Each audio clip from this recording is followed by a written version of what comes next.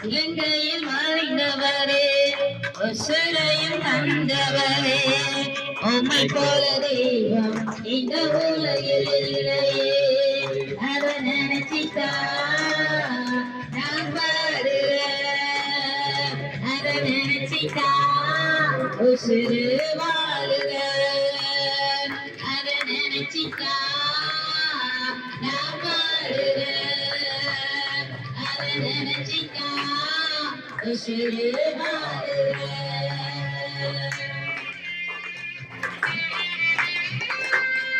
நம்ம ஒவ்வொருவரையும் தக்க உள்ளங்கையில வரைந்து வைத்திருக்கிறார். அவருடைய அன்பு மேலானது, அவருடைய பாசம் மேலானது. நீங்க நம்ம ஜீவன